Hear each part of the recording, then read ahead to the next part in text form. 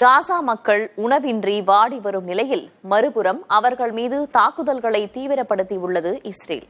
பட்டினி ஒரு பக்கம், தாக்குதல் மறுபக்கம் என்று தத்தளிக்கும் காசா மக்களின் வாழ்க்கை கேள்விக்குறியாக மாறி வருகிறது.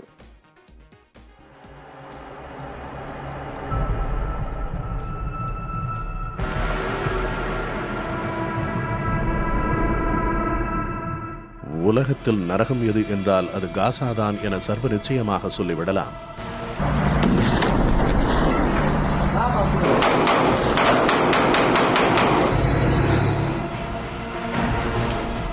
அப்படி ஒரு பரிதாபமான மோசமான நிலைக்கு அப்பகுதி தள்ளப்பட்டுள்ளது.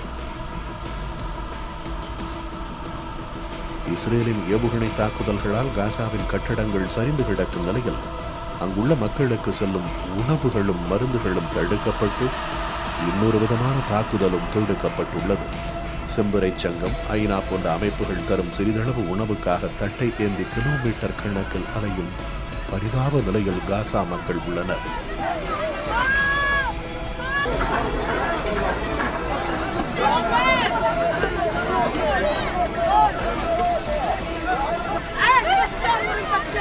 பசியான உணவு தேடி அலையும் நிலையில் இஸ்ரேலிய ஏவுகணைகளும் பாய்ந்து வருவதால் மரண பயத்துடன் நிலவரைகளில் பதுங்கிக் கொள்ள வேண்டிய நிலை ஏற்பட்டுள்ளது.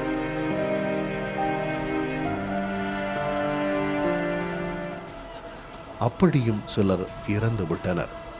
குண்டு வீச்சில் மகனை பறிகொடுத்த ஒரு தாயின் கதறல் நெஞ்சை உருக்கும் வகையில் இருந்தது.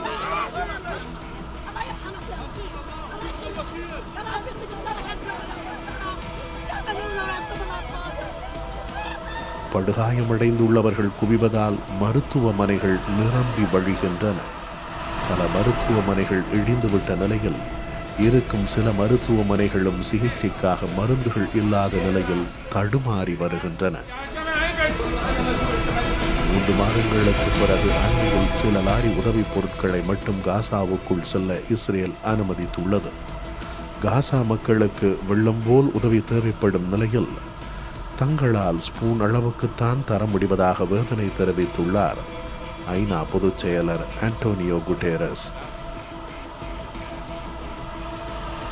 உலகம் தன் கண்முன்னே ஒரு மிகப்பெரிய இனப்படுகொலையை மௌனமாக பார்த்து கொண்டிருப்பதாக வேதனையும் வெறுப்பும் கொப்பளிக்க ஐரோப்பிய நாடாளுமன்றத்தில் தெரிவித்துள்ளார் ஸ்லோவேனிய அதிபர் நடாசா பெர்க்முசார். இவரது ஆதங்கத்திற்கு பதில் தரப்போவது யார் என்பதுதான் உலகத்தின் முன் தற்போதுள்ள கேள்வி. புதிய தலைமுறைக்காக சேஷகிரி.